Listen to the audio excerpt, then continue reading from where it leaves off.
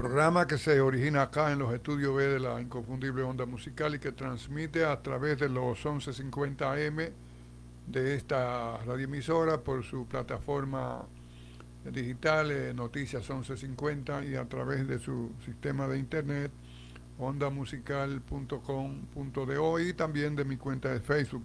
Buenos días, profesor Pérez. Buenos días, Candelario Perdón, Rosario. le dije Pérez, Y, profesor Mejía. pero Pérez va también. Mejía Pérez. Bien. Buenos días, Jeffrey, amigo, y a los que nos sintonizan, como todos los domingos, por algunas de las plataformas de esta inconfundible onda musical. Pues aquí estamos en pie de guerra. Sí, en pie de guerra como cada domingo a esta hora, y vamos a dar inicio de una vez a los contenidos del programa. Vamos a comenzar con los titulares del periódico El Nacional de el día de hoy, hoy domingo 16 del mes de marzo del año 2025. Su principal titular, dice: aspiración de Raquel a presidencia traería recomposición PRM. La sorpresiva declaración de la vicepresidente de que sueña con convertirse en la primera presidenta de República Dominicana tendría, al parecer, la anuencia del presidente Luis Abinader. Estados Unidos prohibiría entrada a personas de 43 países. Cree caos, corrupción va rumbo a extinción. El merengue identifica a República Dominicana, aún busca su origen. Esos son los principales titulares del periódico El Nacional del día de hoy. Y tenemos acá una agenda que vamos a desarrollar hoy. Ese anuncio de la señora vicepresidenta de la República, doña Raquel Peña, en cierta medida sorprendió a gran parte de la opinión pública, porque aunque se venía hablando de eso, pero de manera irregular, no nada oficial, ella no había dicho ni había hecho ninguna cosa como que evidenciara, pero una actividad en Santiago, un evento en Santiago, su ciudad natal, su provincia. Eh, Dijo que le preguntaban anteriormente que si había soñado con ser vicepresidente de la República y dijo que no, le preguntaban que si había sido, dijo que no, pero que ahora sí estaba soñando con... Con ser. Sí, Lo que digamos que inquieta a muchos posibles candidatos del PRM es que la señora Peña cuente con el respaldo del número uno, del presidente de la República, porque es su vice y persona muy cercana a él. Entonces me imagino que el repelpero dentro del PRM se daría con esos candidatos que piensan que la vice tendría una manito extra en sus aspiraciones, tendría alguna ventaja. alguna ventaja, porque el presidente sabemos que no va y a alguien él le va a pasar esa antorcha, porque es Le claro, va a endosar sí, sí, su apoyo. tiene que respaldar a alguien. Entonces, No necesariamente. bueno, digamos que es lo que se estila en nuestro país, que le endose su apoyo el presidente a algún miembro de su partido por el que él simpatiza. Bueno, aquí hay presidentes que le endosó su apoyo a otro miembro de, inclusive a miembro de otro partido. Como al doctor Joaquín Sí, Balaguer. claro que sí, y no apoyó el de él. Entonces yo pienso que por ahí puede venir el avispero dentro del PRM. Bueno, fíjate, eh, contar con la anuencia, con el respaldo del presidente de la República es, es posible, pero también eso depende de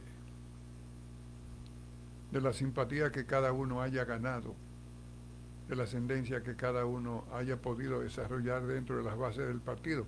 Porque recuérdate que la convención o las primarias son cerradas, no, que solamente con la matrícula de los partidos. Entonces, podría ser una ventaja, pero también no necesariamente tendría que ser una ventaja.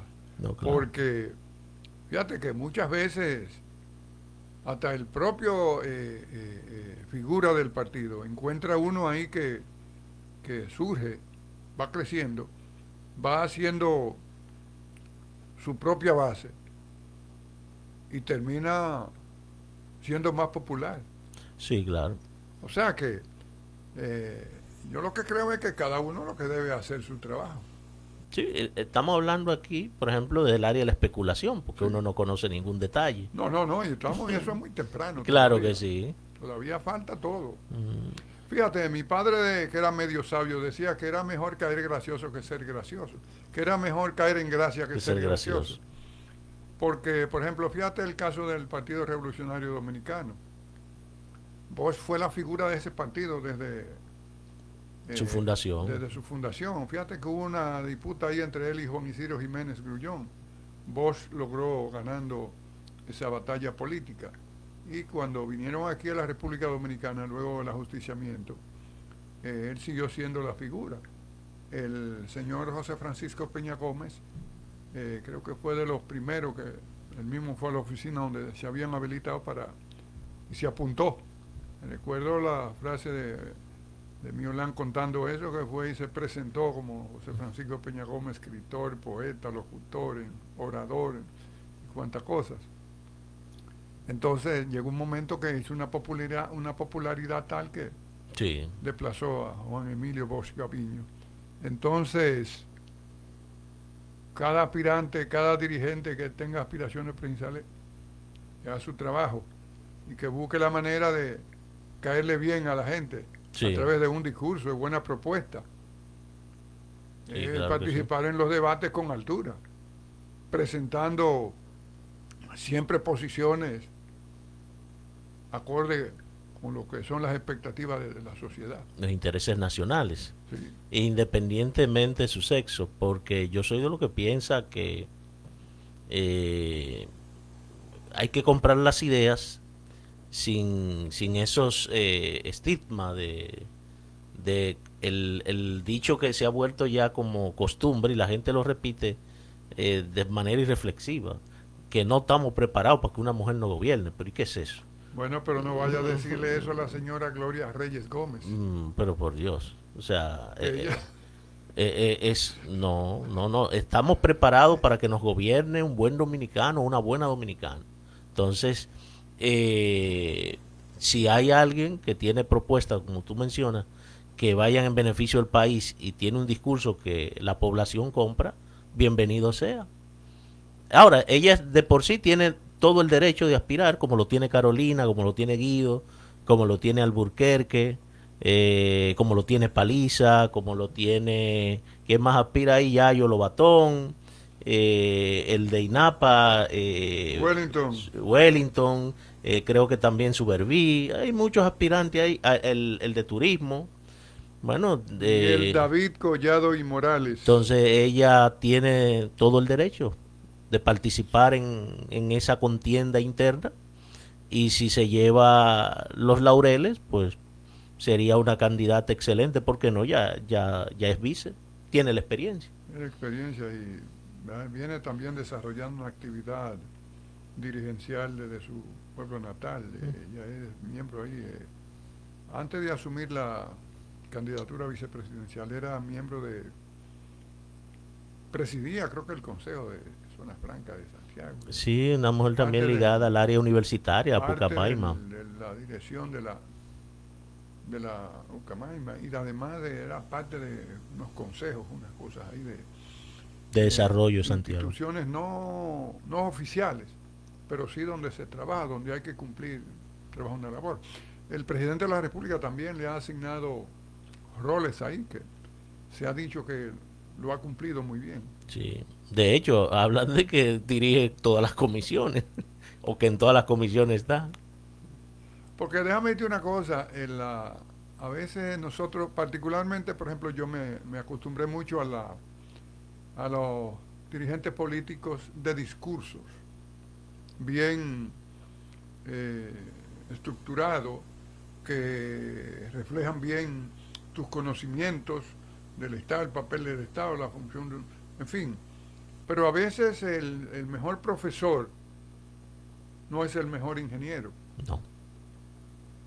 Tú puedes ser el mejor profesor en cualquiera cuestiones de ingeniería en la universidad y teóricamente ser el más desarrollado eh, del mundo, pero quizá no eres el mejor dirigiendo obras civiles.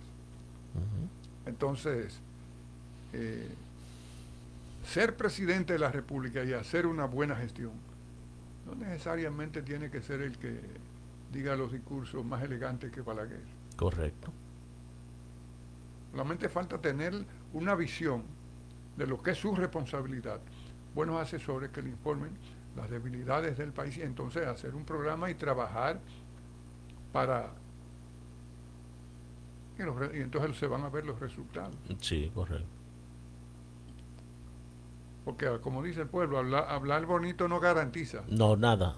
De hecho, hay mucha gente que habla muy bonito y son fatales en la ejecutoria. El ejecutorio. Sí, no, definitivamente.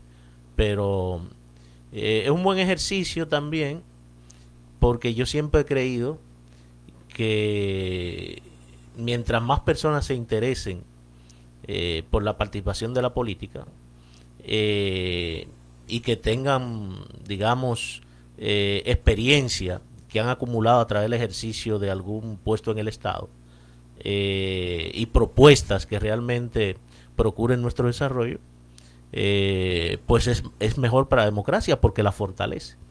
Y la democracia se fortalece desde lo interno de los partidos. Desde lo interno de los partidos. Por eso es tan importante que en ese ejercicio interno se logren, digamos, despejar todas las dudas y el que logre escalar, pues sea porque se eligió dentro de un proceso transparente. Entonces, esa carrera por la denominación que ya empezó, como tú dices, y todavía falta mucho, esperamos que se encuadre dentro de ese marco. Mira, en esa reflexión que tú acabas de hacer, eh, me permite a mí intervenir en una partecita. Y es que la democracia refleja su fortalecimiento, evidencia su fortalecimiento, precisamente con la fortaleza de los partidos. Entonces aquí resulta lo contrario. Las elecciones presidenciales se han venido haciendo en los últimos tiempos con menos traumas. Fíjate, las elecciones presidenciales se hacen con menos traumas, con menos inconvenientes que el problema de selección Interno. de los partidos políticos a lo interno. Eso es verdad. Fíjate cómo los partidos políticos terminan divididos, Uh-huh. desgajados, porque todavía aquí hace falta que los partidos políticos se manejen con transparencia y que sus normas sean respetadas. Pero tú no tienes que ser miembro de ningún partido político, tú solamente tienes que aproximarte, tú solamente tienes que rondar para que tú veas que en eventos como son esas convenciones para elegir los candidatos a las diferentes posiciones de elección popular en las elecciones, como también cuando tienen los eventos para recomponer las direcciones, desde el presidente del partido, secretario general de organización, hasta los que van a presidir los comités de base, o como se les llame, estos comités provinciales o municipales, en fin. Uh-huh. Si tú te aproximas, si tú rondas en la cercanía, va a ver todas las fullerías que se hacen en todo. Por ejemplo, mira, en la Fuerza del Pueblo creo que terminó de hacer su congreso. Pero hay un problema ahí con las aspiraciones, porque tú sabes que ese partido se hizo a través de una transacción. Cuando uso esa palabra no estoy hablando de dinero, Sí, claro. sino que ese partido era el Partido de los Trabajadores Dominicanos, que era un partido con una fundamentación ideológica marxista, Sí, de izquierda. como se llama, de izquierda. Ahora hay unos chuscos que dicen zurdo. Los zurdos. Sí. De forma despectiva, porque Claro, claro, todo el que claro, tiene idea progresista así le claro. llaman. Zurdo. Ahora le están diciendo zurdo. Sí. Pues bien, entonces ese partido pasa a ser aliado de organizaciones políticas que habían sido tradicionalmente predominantes en lo que es la dirección del país. Pasa a ser aliado de ellos, o bisagras, como dicen ahora, Sí. sin haber atravesado por un proceso de crítico, donde después de una evaluación profunda de cierto tiempo, venir con un documento y de por qué el cambio, de por qué el pase a esta nueva práctica. Y al final terminan en una transacción con Leonel Fernández, que tú sabes, había salido del PLD luego de perder la convención, y parece que entre los arreglos a Antonio Florián Peñita le correspondió la Secretaría General, porque la presidencia era obvio. No, ya está. Entonces, parece que Leonel Fernández pide respetar eso y que aspiren a cualquier otra posición Menos en la jerarquía de mando, de dirección, pero no a la Secretaría General. Entonces, el que fuera senador por la provincia de Pedernales, Johnny Sánchez, Diony. y el otro Franklin Rodríguez, están como los niños cuando le niegan algo, tirado al piso, ¿cómo que llaman? En una insubordinación, Resabiando. resabiando, porque aspiraban a esa posición. Y aquí a veces tú podías decir, bueno, voy a entenderlo, esto se hizo así, así, a este señor, Se le prometió algo. y hay que dejarlo ahí en esa posición. No, a ver, no lo entendemos, lo viene a ver, recogimos nuestros bártulos y abandonamos. Exacto.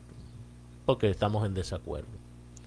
Y, y la política tiene una parte de praxis, ¿no? Teoría y práctica. La práctica es muy importante. Entonces, a veces hay que ser pragmático en términos políticos. Y los sentimentalismos, muchas veces hay que dejarlo a un lado. Hay que dejarlo a un lado porque cuando tú piensas en el objetivo que tiene un partido político, tú no puedes estar por encima de esos objetivos. No, no puedes. No debería. O no debería. Por ejemplo, fíjate, en el Partido Revolucionario Dominicano, después Ahí hay un dueño. de las elecciones del 12 fue, comenzó la crisis antes, pero a partir de las elecciones, de los resultados de la convención para sacar el candidato a ir en 2012, la crisis se agudizó y eso se convirtió de un ventarroncito en un ciclón de categoría 5.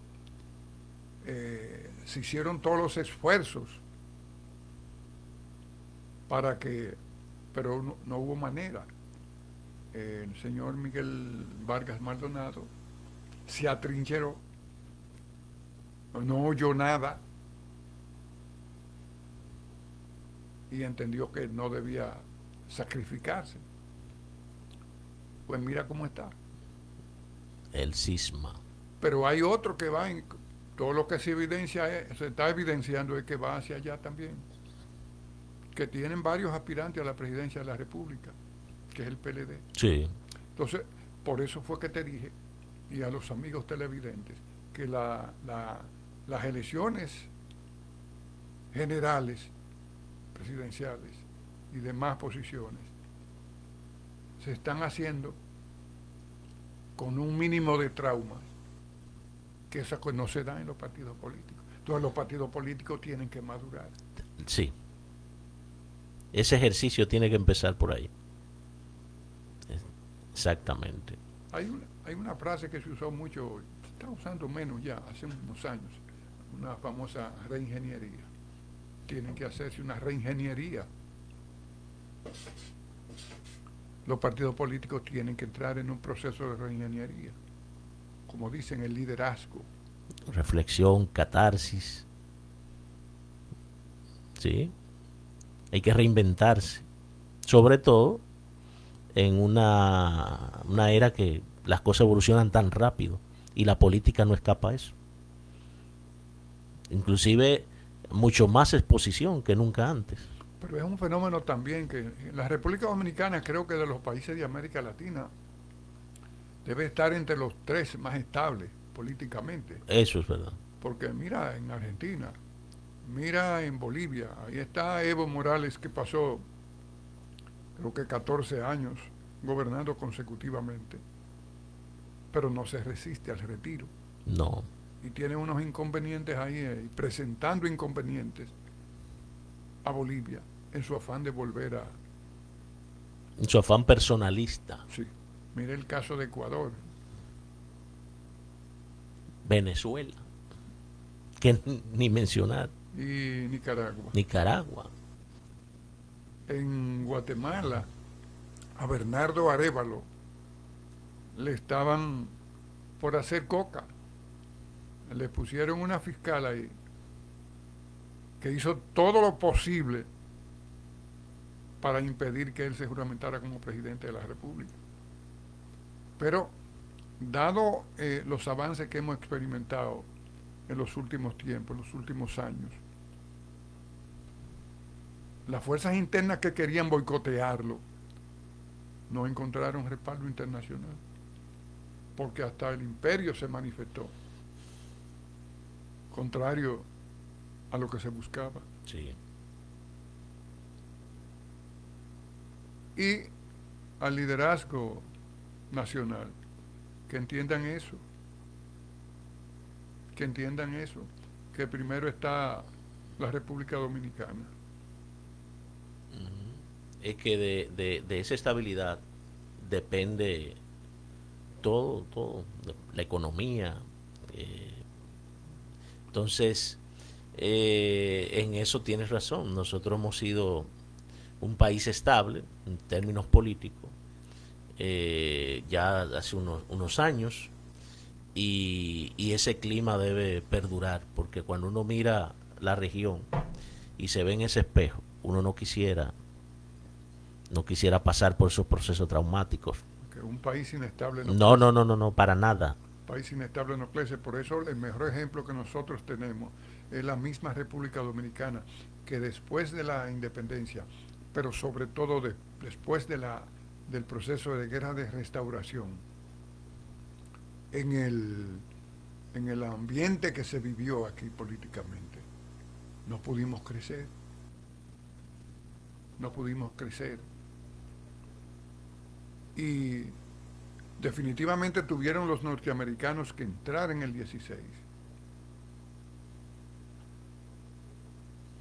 y hacer un trabajo que nunca es deseable, Ujú. pero entraron. Tuvieron que desarmar a todo el mundo. ¿A qué precio? ¿A qué precio? Pero desarmar a todo el mundo, fundar el ejército. Y entonces, luego vino la negociación para devolver el país a las autoridades nacionales. Claro, se quedaron ahí como gendarmes. Pero mira lo que pasa. Horacio Vázquez se juramenta por la Constitución del 24, que estaba contemplada en el famoso memorándum de evacuación, que eso funcionó como una especie de pacto constitucional. Pues luego se inventaron, cuando se iba acercando el 28, se inventaron que no había sido por la Constitución del 24, sino por el 8 que estaba vigente. Sí. Y cómo lo que le diputaron el poder a Vázquez, Francisco J. Peinado y su gente, ante la situación, cómo pasan a respaldar a Horacio Vázquez. Se integran también a la administración, porque había un problema que no querían que José Dolores Alfonseca subiera, que era el que estaba ahí para suceder a Horacio Vázquez. Ahí vino la conspiración desde Santiago y ya tú sabes qué parió. Exacto. Por eso, lo que llevan en sus hombros la dirección de los partidos políticos más sólidos en la República Dominicana tienen que actuar con su motino y pensando siempre en la República Dominicana. El interés nacional sobre todo. Mira, y hay una información ahí que dijeron, pero primero este señor presidente ha estado repartiendo unos títulos, que es una labor que yo la veo muy bien, porque aquí, tú sabes que después de la muerte de don Trujillo, que se abrieron las compuertas, la capital comenzó a crecer, terreno del Estado y hasta de particulares. Entonces se te crearon situaciones, y eso es un problema social. Porque donde tú tienes una población, bueno, los Tres Brazos lo vendieron. Sí, con toda y población. Con todo y gente, y con todo y escuela, y con todo y centro médico, yo no sé cómo. Con todo. Un caso excepcional. Sí, con todo y hospitales. Bien, entonces, si son tierras del Estado, y son dominicanos, que ya han hecho sus casas ahí, pues, que les reconozcan ya eso. Varias generaciones. Como una situación de hecho, que le den dando y que le estén dando su título. Eso es una tranquilidad y eso es una tranquilidad social. Creo que es una labor que si se inició aquí, pues deberían continuar el que venga atrás.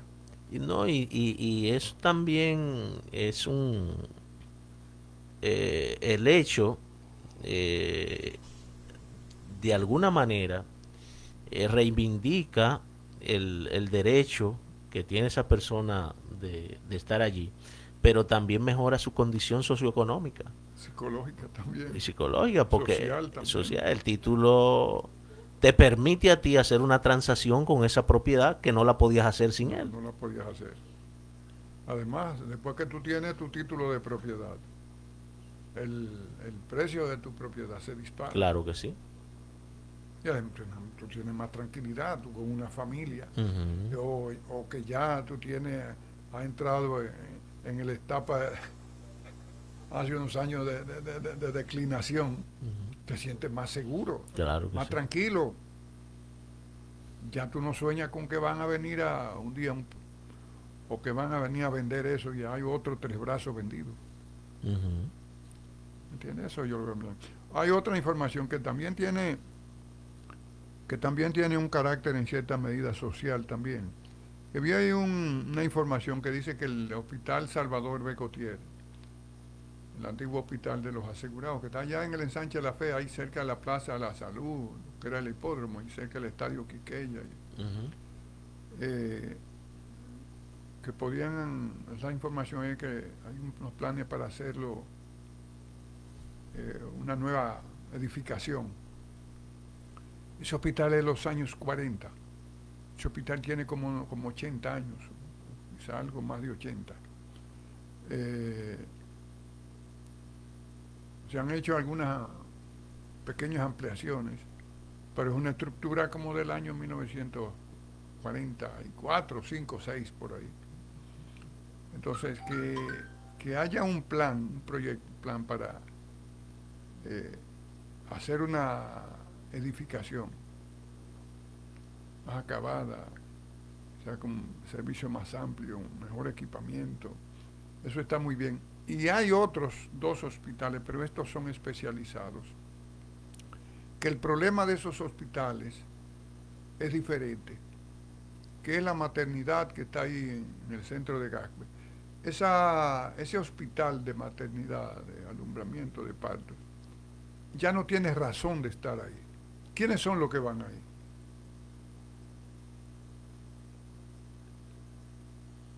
¿De qué sector social es que más, es que van ahí, no es que más no, que van ahí. Que eso está ahí al lado de la policía, el Banco Central, la Plaza de la Cultura. Ese hospital ya no tiene razón para estar ahí. Pequeño por demás. Pequeño, pero además, los sectores sociales que van ahí son los más deprimidos. Hasta población extranjera. Porque, Sobre pero todo. ¿por qué van ahí? La mayoría de los partos. Pero ¿por qué van ahí? Porque primero no tienen un seguro privado. Y segundo no tienen con qué pagarlo. Entonces, si se va a desembarazar, ¿a dónde va a ir?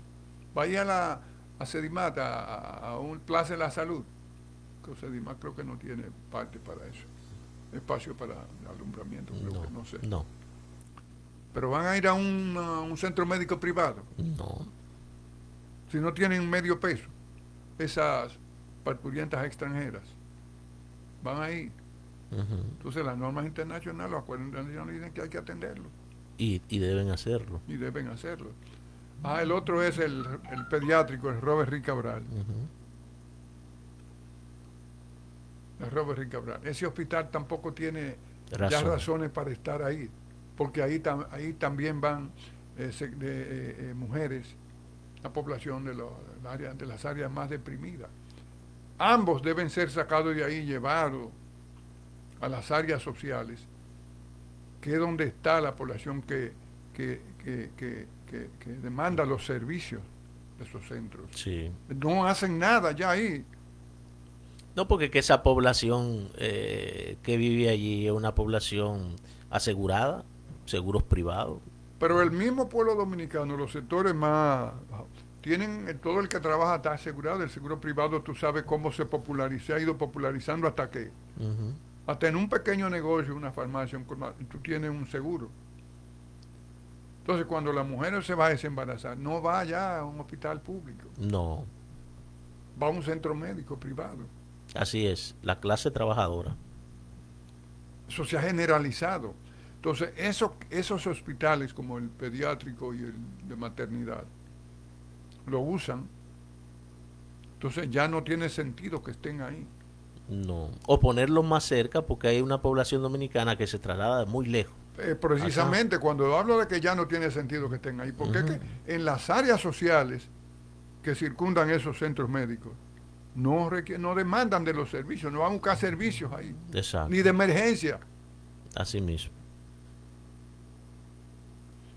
Que deberían meter eso. Mira ahí el señor Donald Trump sigue con la suya. No sé a qué apuesta Donald Trump. Esa cabeza es muy difícil de descifrar. Tiene unos cambios repentinos, pero se ha mantenido por lo menos coherente en sus aspiraciones expansionistas.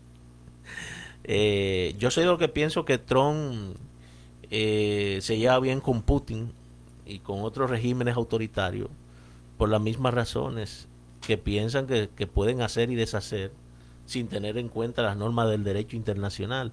Y ese grupo de MAGA piensa que el término de derecho, hablamos ahorita de zurdo, es un término progresista. Sí. Para ellos el derecho y los derechos humanos y la libre expresión, para regímenes de ese tipo como el de ruso, el de Hungría, el de Trump en Estados Unidos, esas cosas tienen que deshacerse para refundar el Estado. Tiene unas apetencias con Groenlandia, con el canal de Panamá, ya habló hasta de intervención, pero también lo dejó, no lo tiró. En Groenlandia, el canal de Panamá ha dicho que Canadá debería ser el 51 estado de los Estados Unidos. Que dentro de los cabellados, eso es el más descabellado todavía. Yo creo que sí. Sí, ustedes son, no sé hasta dónde o qué buscan, hasta dónde buscan presionar al gobierno canadiense con esto. Pero lo cierto es que todos los días se despacha con algo. Y su guerra arancelaria sigue en pie. Todo el que él cree que le puede poner aranceles, él mismo se describió como el hombre arancel. Pero no ha podido aplicar los aranceles. No. Porque al principio eran para unos días después de su toma de posesión. Lo aplazó por un mes Él se juramentó el 20 de enero, para principios de febrero. Entonces luego la aplazó para comienzo de este mes. Pero tampoco pudo ponerlo en ejecución. No, porque que en la práctica es difícil. En la práctica es difícil porque tú lo que haces es que el país a que tú le aplicas, en términos de reciprocidad, te devuelva lo mismo. Te devuelva lo mismo. O sea, tú me pones 50, te aplico 50, que es lo que está haciendo Canadá. Entonces, cuando el país responde, se queja de que está siendo mal agradecido con los Estados Unidos. O sea, ¿qué es lo que pretende? Poner arancel y que no le respondan igual. Sí, pero que con Canadá ellos tienen un problema también. Y es que desde Canadá se le suministra energía eléctrica como a 2 o 3 estados de esos que están ahí Los grandes lagos fronterizos. el estado de Michigan, el estado el estado de Ohio, Y parte de Nueva York, con parte de Búfalo. Nueva York, que está un poco al norte del estado. Entonces, ese es un problema. Pero en definitiva, él será una persona con ese carácter, con ese estilo, pero ha sido una persona sumamente exitosa. No, claro. Eso quiere decir que en el fondo hay una persona que sabe calcular. No sé en el fondo qué es lo que él persigue, porque hasta ahora no está logrando nada. No, no, no. Y si insiste, es porque él cree que tiene una carta. Además, eso está perjudicando a los Estados Unidos, Sí. porque se le está cayendo, La bolsa se está desplomando. está desplomando, y eso significa pérdida. Pero el mismo Elon, Las está perdiendo mucho dinero. que yo pienso que la junta directiva en un arranque lo va a destituir, porque esos procesos vienen porque vienen. Steve Jobs fue el fundador de Apple, fue destituido por su junta directiva. Entonces, cuando tú inviertes, los inversionistas no quieren saber de nada que tenga que ver con dinero. O sea, ¿por qué el problema de la esclavitud se resolvió en los estados industrializados? Porque es que el inversionista no tiene que ver con eso, ni con color. No, no, lo que quiere es su rentabilidad. Rentabilidad. Eso de ideología no le importa. Te va a llegar un momento en que eso va a tener que explotar. Y está pasando con No, Tesla. como tú cité el caso de los inversionistas en los Estados Unidos, digo, del sistema esclavista, porque al final se derrumbó. Porque los áreas industrializadas entendieron, se convencieron en la práctica, que era mejor pagar salario, por lo convierte en consumidores. Además, en definitiva, te salía más costoso, pero lo convierte en consumidor, y además van con más contento, con más tranquilidad a trabajar al otro día, pero van a cobrar un salario. Exacto. Y además van a ser personas libres, que aunque con los inconvenientes que tú sabes, pero eran ya personas libres. No, claro, claro.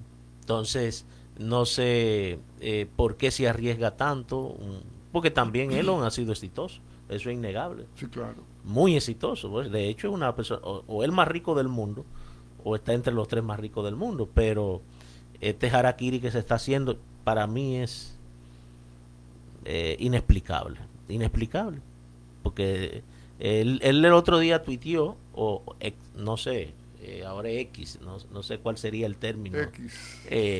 O en un X. En un X publicó Sí. que a él la gente lo odia y que él no sabe por qué. Pero lo hecho está ganando mucha animaversión, sobre todo por su activismo en contra de muchos sectores que de alguna manera han sido perjudicados con sus políticas. Porque nosotros hablamos aquí de la USAID, del mantelamiento de la USAID, y la gente suele hablar de cosas superficiales que se apoyan a través, pero hay muchas obras que se realizan a través de ese programa, o se realizaban, que ahora han ido en prejuicio de esas personas que se beneficiaban de él.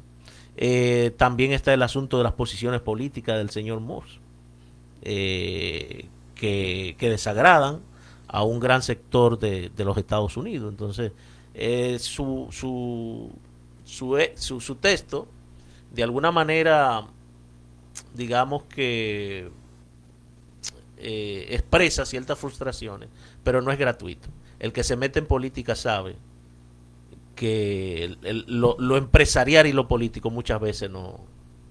Porque mira, ahorita tú citaste las posiciones políticas de Donald Trump, que están dentro del campo de esas posiciones conservadoras que estuvieron muy de moda unas décadas atrás, pero el mundo fue recomponiéndose y vamos a decir, las posiciones liberales fueron ganando espacio. Entonces en el mundo hay como una especie de proceso de retroceso, pero que eso dialécticamente eso no es posible, o no es muy posible. Lo que pasa es que esos grupos que apoyan a Donald Trump, pero Elon Musk, esos son, yo diría, más bien oportunistas. Y ahora mismo, desde que él se hizo público su apoyo a Trump y pasó a hacerlo de manera militante, ha ganado muy espacio. Gente que no lo conocía, ya lo conocía. Áreas del mundo que no había penetrado, pues ya saben quién es Elon Musk. Entonces, en los Estados Unidos hay unos sectores sociales, lo que llaman los supremacistas, que eso es de muy viejo, Incluso la posición esa de esa política de devolverlo esa gente que ha emigrado a los Estados Unidos de manera ilegal o son indocumentados allá. Esa tiene dos filos. Es que en los Estados Unidos esos grupos supremacistas han soñado siempre como hacer de los Estados Unidos un país como eso en Europa de los Balcanes, que quizá la población que tengan de América Latina o de África, de esa zona, sea muy poca. Sea muy poca. Entonces, cuando el senador aquel se le opuso a Ulysses Grant, que estaba en los acuerdos con Buenaventura Báez para la incorporación de la República Dominicana como un protectorado o una colonia. Somerworth. Sí. Charles Sommer. Charles Sumner. En el fondo, el señor Bernardo Vega escribió un libro acerca de eso, porque el señor Vega, él está siempre investigando temas y publicando. Él publicó un libro acerca de eso, que en el fondo Charles Sumner no lo hizo por la República Dominicana. Es que él era parte de esa supremacía blanca que hasta ese momento venían ya soñando con toda esa población afroamericana. Repatriarla. Y la que vinieron ahí a Samaná y que fueron a Haití también. Fundaron Liberia. Entonces, en el fondo, esa política de sacar de los Estados Unidos supuestamente a los indocumentados es por ahí. Sí, claro. Tiene parte de eso. Sí, porque hay todo un entramado ideológico. Exactamente. De prejuicios. Entonces son personas que en términos políticos y en términos del pensamiento social y cultural son retrógrados, como se dice. Sí. El escándalo de la administración con Sudáfrica es... bueno, votaron el embajador. Sí, es que por ahí viene también. O sea, ahora este grupo se ha considerado un defensor de la clase blanca oprimida, porque el tema Sudáfrica y los pronunciamientos de Moi y de Trump, porque sabe que Moi tiene origen sudafricano. Sí.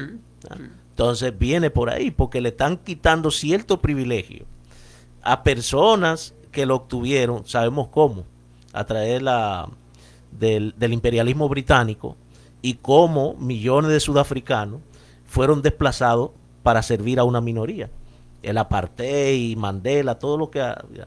Y hoy hay un movimiento de la negritud y ese grupo ha alzado la voz condenando a Sudáfrica, acusando de todo, porque hay uno de los líderes que reivindica, y ya han tirado mil cuentos, que quieren matar a los blancos de Sudáfrica.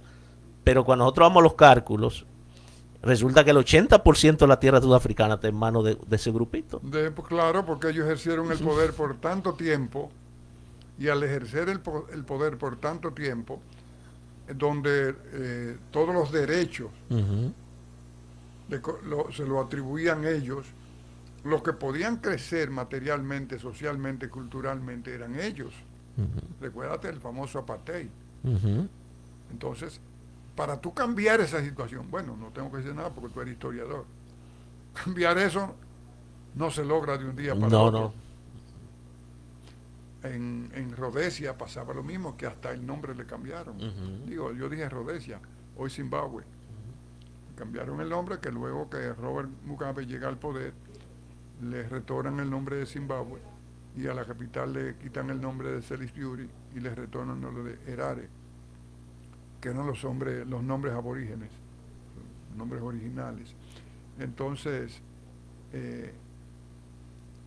el mundo debe ir hacia adelante, el mundo debe seguir de menos a más, no a la inversa, ya no es posible. Y esos grupos como que representa a Donald Trump vienen todavía con la quimera esa que alberga la supremacía blanca. Sí, porque fíjate que el discurso, como tú señalaste, antiinmigrante, es eso lo que busca. Porque ese discurso antiinmigrante está en ciertos países europeos. La Meloni en Italia, Giorgia Meloni, Orbán en Hungría. Sí, Entonces a eso es lo que apelan. Y inclusive hablan de cómo Europa se está islamizando, porque para venderte el discurso de que hay que sacar, entonces te van a los extremos, que se está llenando de islamistas, porque, sobre todo los que vienen de África, y que pobre Francia, y que pobre Inglaterra, que también está en ese proceso. Inglaterra tiene un primer ministro, él lo es todavía, de origen sí, no, yo creo que cambió, ahora es Tamer, era Sunak. Sí, ahora es Tamer. Sí, entonces, eso muy bien lo que tú apuntas. Inclusive aquí hay un grupo en Dominicana, una tierra de prietos, ¿verdad? No te digas prietos, de negros y mestizos. Negros y mestizos. Porque, escúchame que te interrumpa. No. El dominicano no le gusta usar la palabra negro. No. Si no es para denigrar, para relajar, Bueno, yo te puedo decir, mira, negro, relajando. Sí. Pero ya cuando te tengo que describir, no uso la palabra negro. No. Entonces, vamos a dejarlo del moreno y lo del indio cenizo, indio lavado. Exacto. Sí, un tipo negro. Ya. Porque si ya nos clasificaron así, Ya. los europeos, los de los Balcanes blancos y los de la África de abajo, no los de arriba, del sur. Negro, pues, vámonos a reconocer. ¿Qué le vamos a hacer? No hay problema con eso. Entonces, hay un grupo político que se está armando a través de esa ideología. Y digo, bueno, allá tú tienes una población caucásica, pero aquí que tenemos bueno, entonces aquí el discurso antiinmigrante, el que no somos negros, que somos dominicanos, que no hay que definirnos a través de la africanidad y todo eso. O sea, hay un conglomerado ideológico que viene precisamente de ese grupo. Entonces es lo que está pasando en Estados Unidos. Eso es lo que pasa en los Estados Unidos, sí. Hay una mezcla, hay han hecho ahí un lío, pero en el fondo es esa ideología, diríamos, segregacionista. De extrema derecha. Posiciones conservadoras. Y entonces se molesta cuando le compara con Hitler y la Alemania nazi, que era la misma ideología, ultraderecha y de limpieza étnica. Lo que pasa es que ya Hitler lo llevó a unos extremos inimaginables al día de hoy. No, que todo el mundo tenía que rechazarlo, porque imagínate. Pero también, por ejemplo, en el caso pero ya esto es en el caso más bien político y geopolítico, y de su megalomanía, a Vladimir Putin solapadamente, porque la reacción de Europa no es por equivocación, la reacción de Europa y cómo últimamente se han como reunificado, es que es un riesgo también para Europa, que tome demasiado poder Vladimir Putin. Sí, Porque le marcha a Ucrania, pero después puede marchar a otro. a los Bálticos, Y después le puede marchar a otro. Polonia. Sí, es que es una realidad. Entonces, ese discurso se maneja desde la agresividad y desde la defensiva. ¿Cuál es la agresividad? No, yo hago lo que quiero. ¿Y cuál es la defensiva? Cuando el otro te responde. Entonces te hace la víctima, te victimiza. Porque para Putin es un peligro que Europa se rearme, pero no es un peligro lo que él está haciendo. No. Y lo está haciendo de forma activa. O sea, yo te ataco Ujú. y mis intenciones son aniquilarte. Exactamente. Pero tú no te puedes defender. No, tú no te puedes defender. Y el juego no funciona así. Por ejemplo, ahí estamos, vamos a entrar ahora a la lo que Estados Unidos le propuso, el alto el fuego, Sí. y que Zelensky aceptó. Entonces, Donald Trump, que es el que lleva la voz cantante, dice que va a hablar con su homólogo de Rusia, Vladimir Putin. ¿Cómo responde Vladimir Putin? Pone una serie de una serie de condiciones, pero no una cuestión propiamente clara, que tú realmente no estás entendiendo qué es lo que estás proponiendo. Ni realistas. No son realistas. No. No. Aquellos que simpatizamos con Ucrania, como yo, porque yo simpatizo por Ucrania, no porque son ucranianos y los otros son rusos, sino porque, lo siento, es el agredido. Uno es agresor y otro agredido. Una posición ucraniana que sería poco realista sería que Ucrania recupere todo su territorio. Yo sé que no. No. Eso es poco realista. No. Pero también es poco realista que tú digas, lo que yo tengo me quedo con ellos y me tienen que dar más. Acá no, porque tampoco. Entonces, ¿dónde lo vamos a encontrar? En los extremos. O sea, tú puedes despojarte de lo tuyo y entregármelo a mí, pero si alguien viene aquí a quitarme una miga de lo mío, yo respondo como una fiera. Y es como se ha planteado que en conflictos así, cuando se habla de negociación, hay que reconocer dos partes. Y hay que hacer todo un protocolo, o sea, ponerse de acuerdo en qué va a descansar ese proceso de negociación. Porque las negociaciones debemos ir de igual a igual. Que desde el discurso del primer día, e inclusive la administración Trump, que se ha mostrado favorable al bando Putin, ha marginado a Ucrania. No lo considera como igual. Fíjate que el interlocutor ucraniano es Estados Unidos, que se ha abrogado ese derecho. Pero déjame decir una cosa, en esta semana Donald Trump toma una decisión y es recontinuar el suministro de armas y la ayuda militar a Ucrania. Y Europa, que se reunieron ahí, formaron un grupo de 5, Alemania, Reino Unido, ¿sabes? Francia, Reino Unido, Inglaterra y su Irlanda y su Reino Unido, Francia, Italia, porque está Italia también, Estados Unidos, el G7 prácticamente, Italia, Francia, bueno, sin Estados Unidos, Reino Unido, Alemania, sí, no, Europa nada más, donde ellos plantean que la necesidad de que Europa se trabaje mucho en rearmarse para su seguridad. Sí, porque ya desconfían de Estados Unidos. E inclusive, el mismo Canadá está reconsiderando un pedido de unos aviones, los 35, esto de F-35 me parece, que había hecho, lo está reconsiderando. Pero también un país europeo, Portugal, también está reconsiderando lo mismo. Porque Estados Unidos te vende, te suministra armas, pero ellos, esas armas que tú tienes, ellos deciden cómo o en qué dimensión tú puedes usarla. Entonces los europeos se han dado cuenta que Estados Unidos realmente le está jugando por detrás y han decidido ellos mismos trazar su destino. Y yo creo que Europa, en esa relación con Estados Unidos, se ha dormido en sus laureles, porque hasta su protección se la cedió a Estados Unidos. Bueno, porque imagínate una relación de tantos años donde estable. Los Estados Unidos como imperio eran los que iban a la vanguardia en la defensa de sus intereses y de todos los intereses del mundo libre y de los valores democráticos. Democrático, claro. De repente viene esta situación con este señor, entonces Europa, o sea, es como una situación que se aviene de manera inesperada en lo que nadie estaba pensando. Mira, bueno, pero Canadá tiene ya un nuevo primer ministro, Mark Carney. Sí. Banquero él, fue gobernador del Banco Central de Canadá. Su fortuna está en el área financiera.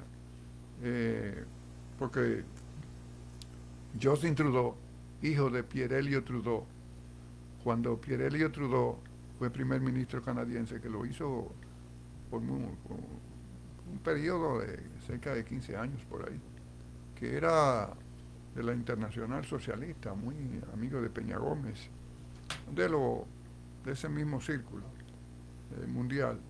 Pierre Elliott Trudeau estaba casado con Margaret Trudeau. Vivía ella bailando y haciendo fiesta. Hay una discoteca famosa que había en Nueva York, Estudio 54.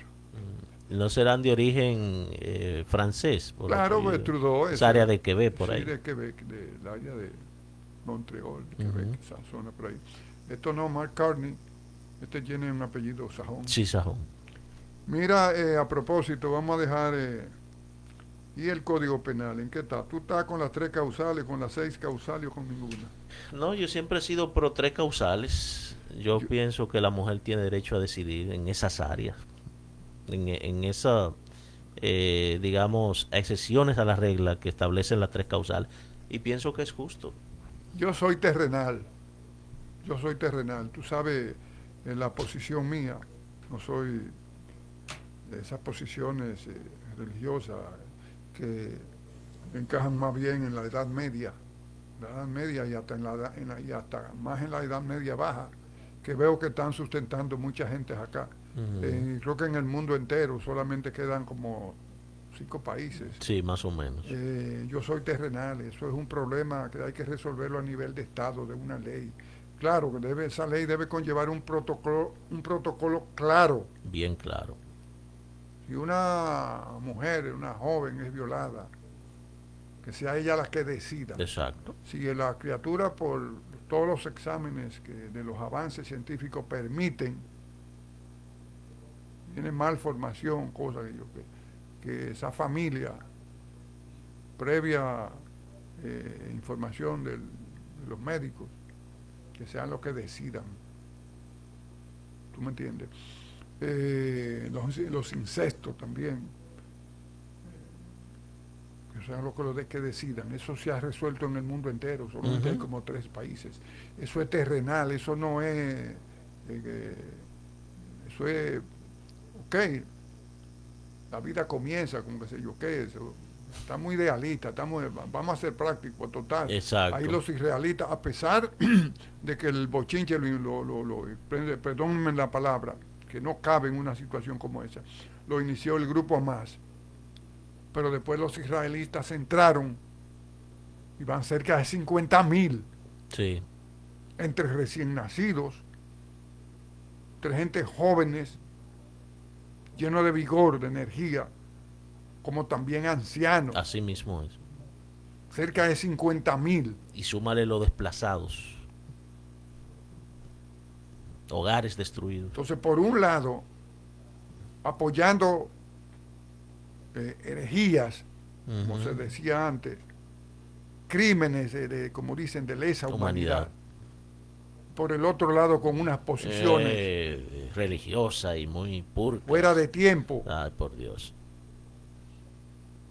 Hipocresía. Vamos a ser honestos. Las posiciones de hipocresía. Gente levantando ahí pichones de Satanás. Levantando unas posiciones ahí que obedecen a otras cosas. No a realmente, porque una cosa es cuando tú equivocado o no, crees en algo y tú defiendes eso, pero es que tú crees en eso. Y otra cosa es yo venir a simular que creo una cosa y que lo que me mueve es cuando en el fondo no es eso. No es eso, no es eso, muchos intereses.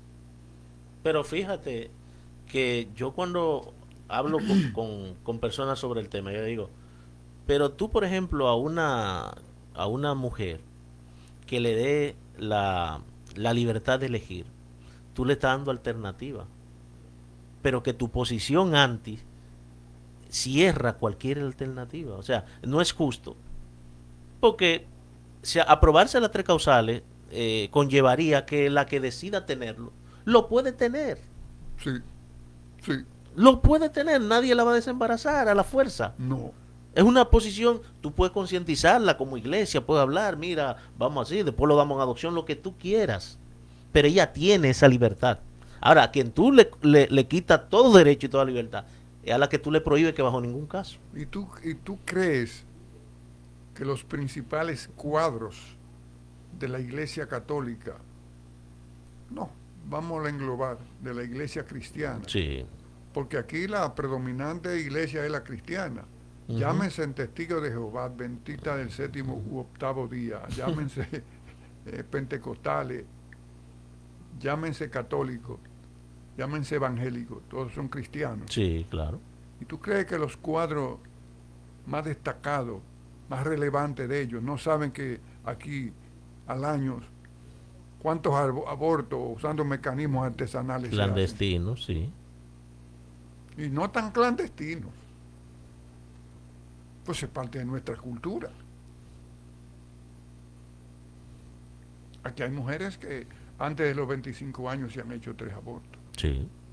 Porque tú sabes que aquí no hay una conciencia como la hay en estos países ya más evolucionados, que a las niñas desde que tienen 5 años comienzan a adiestrarla, y cuando se inician en la relación de pareja ya tienen una conciencia y no te quedan embarazadas. Uh-huh. Aquí todavía una mujer de experiencia tiene relaciones, hay de repente el embarazo, y tú no sabías que venir, ay, que yo no quiero tener este muchacho, yo no quiero. No, porque hasta eso prohíben, hasta que se eduquen en esa materia. Que aquí hay un atraso todavía aquí vivimos en un atraso, que a veces tú piensas que las personas que son parte de ciertos niveles sociales, que tienen más formación, más educación, más cosas, la diferencia tú la vas a establecer por cómo nos comportemos. Sin embargo, es lo contrario. Uh-huh. Bien, ya nos hicieron señas que el tiempo se acabó. Muchas gracias por habernos acompañado durante todo el espacio, y el domingo que viene estaremos con más energía para otro espacio de acá de su programa, Cerrando la Página. Muchas gracias.